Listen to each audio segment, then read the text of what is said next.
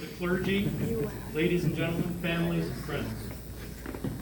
I've been asked by Deacon Ray to say a few words this evening about his contributions to our parishes.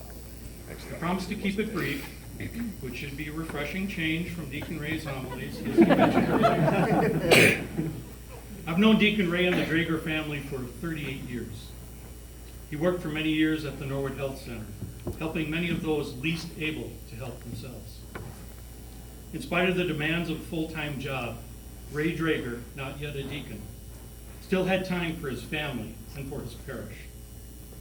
Since I joined the parish in 1979, Corpus Christi has had, 7 or 8 different pastors.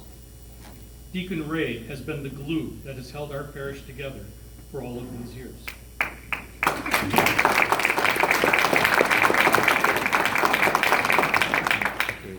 He developed the Joint Religious Education Program for Corpus Christi and Sacred Heart. He was recognized as the Director of the Year of Religious Education for the diocese for this. He has trained servers and lectors for our parish. He developed and coordinated the Bible camp, which was a wonderful thing, at the school forest for 10 years. Deacon Ray knows every parishioner at Corpus Christi and Sacred Heart on a first-name basis. It's just amazing. I've learned from the Draeger family and other large families that survival itself sometimes depends on love and cooperation among the family members. Deacon Ray got 2 beautiful gifts from his parents, George and Dolores. From his father, Deacon Ray got his sense of humor. I used to look forward to George's announcements at Mass. He never failed to entertain.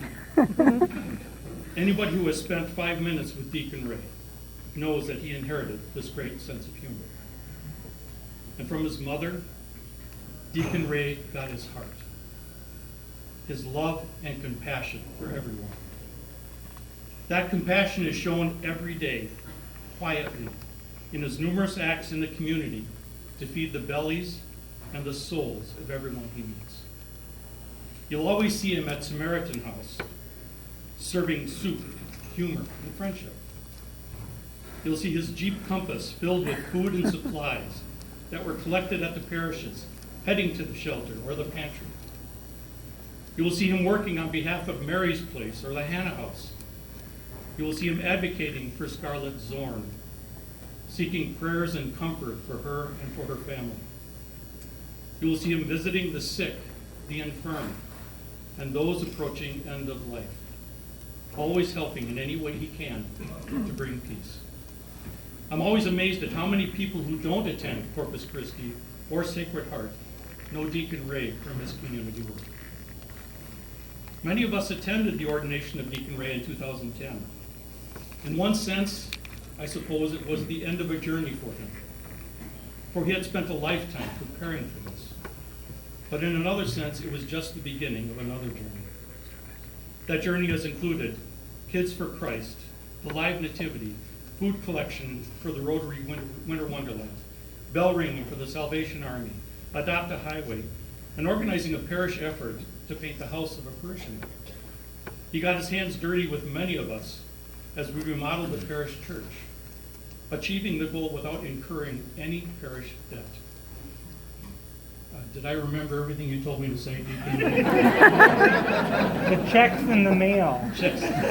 He sent me an email earlier this week. So.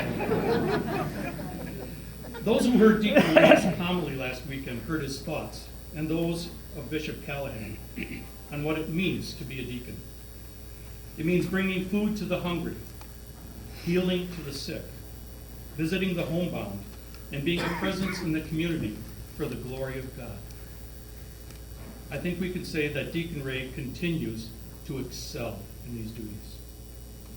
As a witness to the greatest tradition of humility and selfless service, Deacon Ray always refers to himself as the lowly deacon. I am proud to call the lowly deacon my friend. Thank you.